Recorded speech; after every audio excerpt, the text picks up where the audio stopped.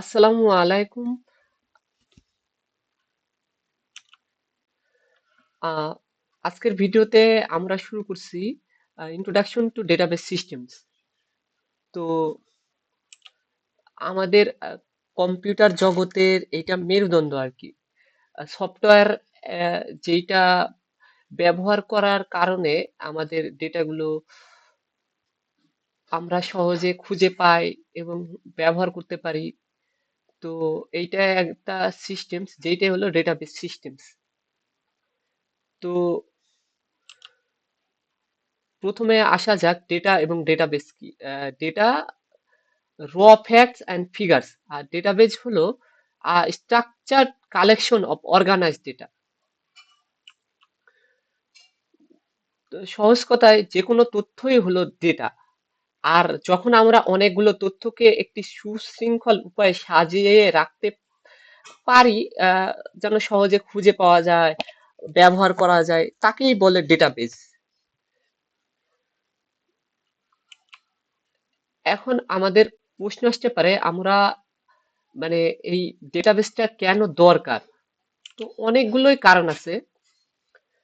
আহ, আর আমরা এই ফাইল অথবা খাতায় হিসাব না রেখে ডেটাবেজে কেন হিসাব রাখি?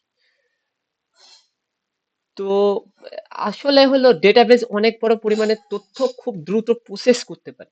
এটি অনেক বেশি নিরাপদ এবং একই সাথে অনেক মানুষ এটি ব্যবহার করতে পারে।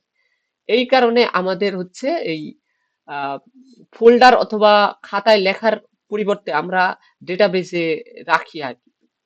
আরো এইখানে পয়েন্ট খেয়াল করতে পারছি: massive storage capacity, high speed data retrieval, multi user access and security, reduces data redundancy.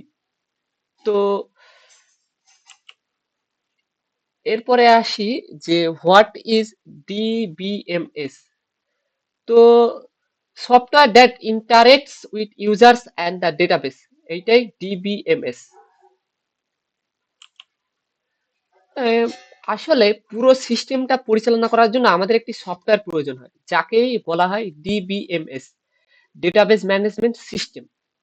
তো জনপ্রিয় কিছু ডিবিএমএস আছে, যেগুলো হলো MySQL, Oracle, PostgreSQL, MongoDB. এইগুলো অনেকটাই জনপ্রিয়, এগুলোই ব্যবহার করা হয় সচরাচর।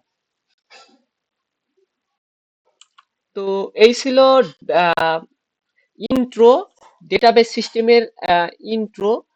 তো এটাকে বলা যেতে পারে টেক দুনিয়ার মেরুদণ্ড।